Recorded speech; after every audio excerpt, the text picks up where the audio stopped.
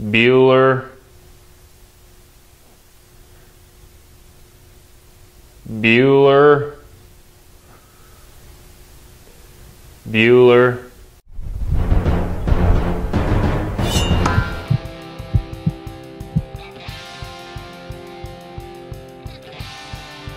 Now we need to do some glue ups for the tools themselves, and while they're all curing, then we can work on the toolbox. Okay, we're first going to start with the handle of the saw. So what we're going to do is square up the edge, move it over to against the stop block, cut a 5-inch piece off, and then do the same thing again, and then we're going to edge glue those together.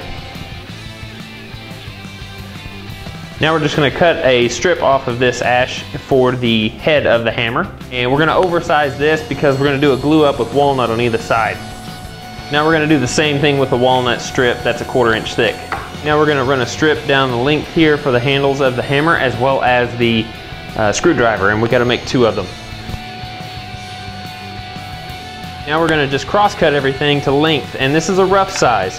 The handles and the head of the hammer all are 4 3/4 inches long, final dimensions, so we're going to cut these to 5 inches. That way when we do the glue ups, we can trim everything to fit and it'll all be nice and flush.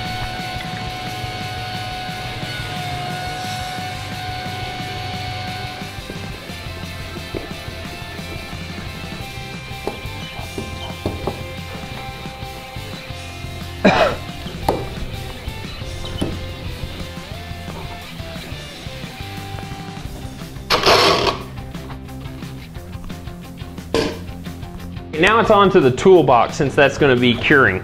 So we're going to start with the sides of the toolbox, and I happen to have some poplar right here that's just been around my shop, and it kind of has a contrasting grain pattern with some green and white. So I'm going to use this, and it should turn out pretty good. Now the plan also calls for the 2 end caps of the toolbox to be 5 inches wide, and they're going to be made out of walnut. Now we're going to cut the 2 sides here, or the end caps I should say, that are walnut, to 10 inches long.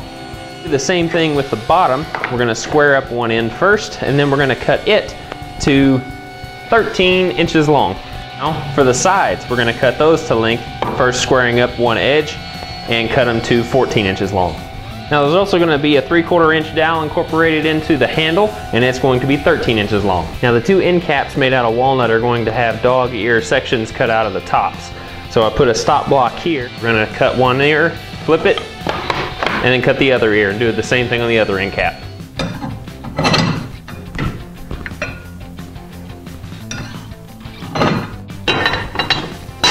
Now, this piece right here is the bottom, this is the end cap.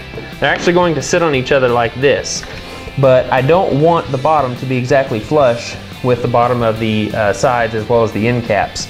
So I'm moving the fence over this way just a little bit more than the thickness of this piece of wood, so it can be inset of the bottom just a little bit.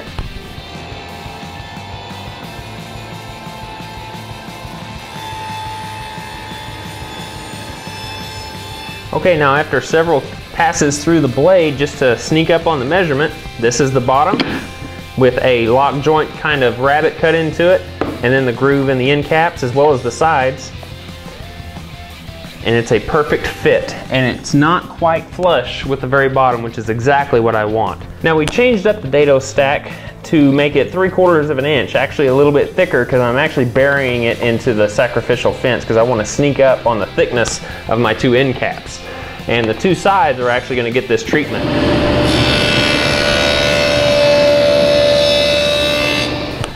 Okay, here is my scrap piece. This is my end cap, and I'll scoot it back a little bit so you can see that it's nice and flush on the edge. That's exactly what we want.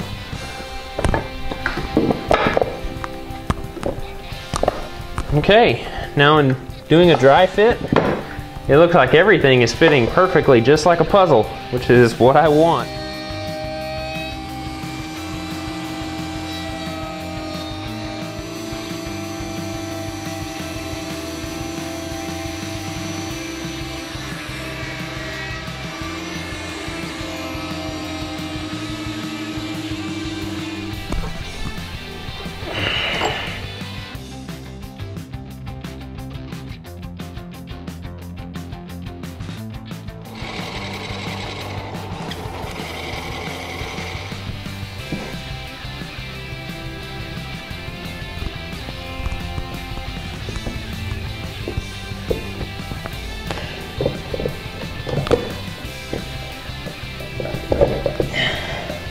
Okay, and now we just let that cure.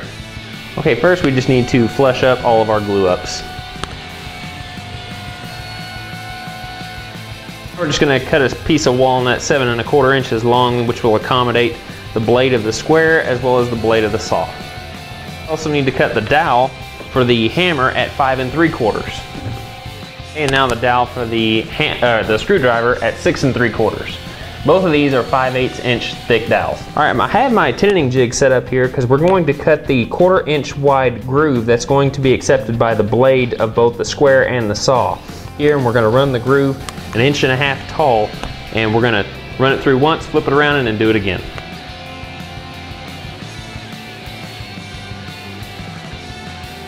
Now we're going to do the same thing for the handle of the square, only it's going to be 2 inches high instead of 1.5 inches.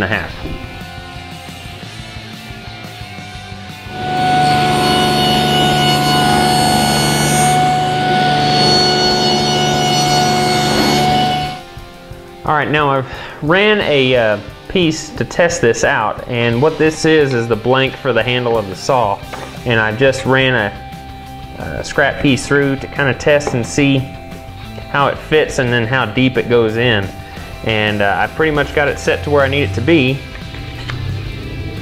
on both ways. So we're gonna go ahead and cut the blade for the saw.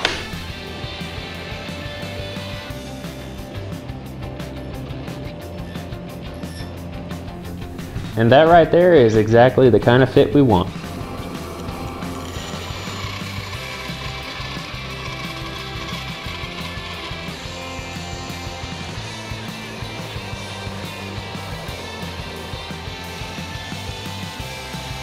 Now we're just going to drill out the center hole in both handles for the screwdriver and the hammer. And we're going to go 1 inch deep.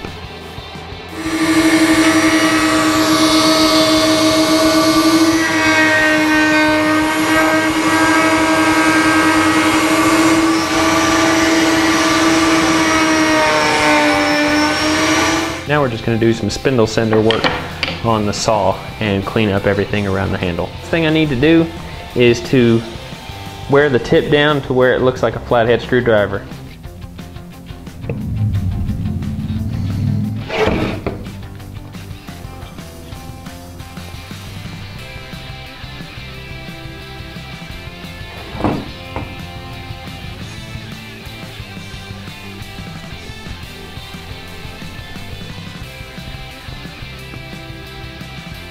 Now the finish we're going to put on is that Formby's tung oil / polyurethane finish, and we're going to put probably about 4 to 5 coats on.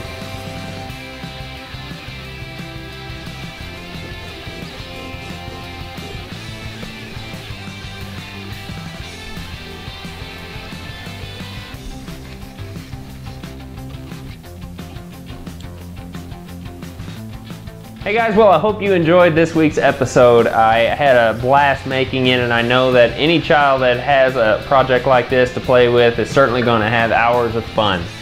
Now the thing I haven't told you about, if you guys are interested in owning something like this, because I don't have any sponsorships or any kind of income per se to help fund this show to put a project out each and every week, I'm going to start auctioning off some of my projects, and this one is one I'm going to start with. So I will let you know as soon as that auction hits, and you guys can bid on this to actually own it for yourself, and it will be a genuine one-off Rockin' H project, and it will actually be branded and signed by me. If you are new to this channel, I want to welcome you, and be sure you can follow all my social media links right up here, and there's a link down here to a prior episode that I did a couple weeks ago. Be sure and check out all of my archives. There's plenty of videos to go around, and if you would like a free set of plans for this toolbox and tools, you can email me a request at rhwoodshop@gmail.com, and I will send those out to you as quick as I can.